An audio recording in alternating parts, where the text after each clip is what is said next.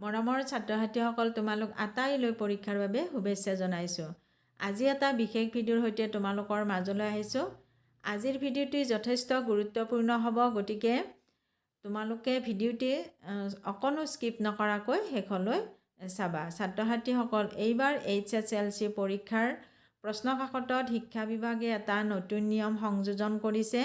গতিকে এই নিয়মটো যদি তোমালোকে ভালদৰে জানি যোৱা, তেতিয়াহ'লে পৰীক্ষা হলত তোমালোকৰ অকণো অসুবিধা নোহোৱাকৈ কুৱেশ্যনসমূহৰ এনচাৰ কৰিবলৈ সক্ষম হ'বা আৰু নিৰ্দিষ্ট সময়ৰ ভিতৰত তোমালোকে গোটেইখিনি প্ৰশ্নৰ উত্তৰ কৰিব পাৰিবা।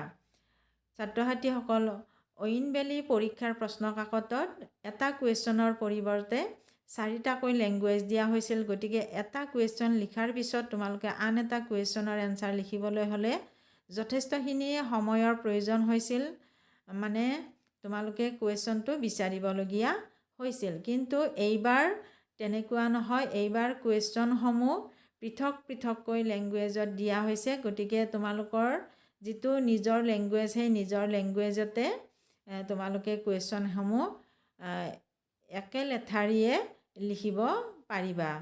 তোমালোকৰ সময় যথেষ্ট ৰাহি হ'ব আৰু নিৰ্দিষ্ট সময়ৰ ভিতৰত গোটেইখিনি প্ৰশ্নৰ উত্তৰ কৰিব পাৰিবা।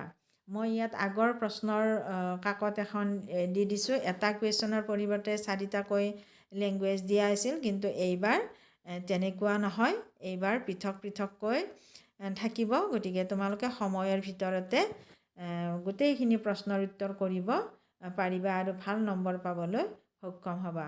গতিকে ছাত্ৰ-ছাত্ৰীসকল, আজিৰ ভিডিঅ'টি ইমানে। যদি ভিডিঅ'টি চাই ভাল লাগে তেতিয়াহ'লে লাইক কৰিবা, কমেণ্ট কৰিবা আৰু ভিডিঅ'টি বন্ধুবৰ্গৰ মাজত শ্বেয়াৰ কৰিবা। আজিলৈ এৰিছোঁ, ধন্যবাদ।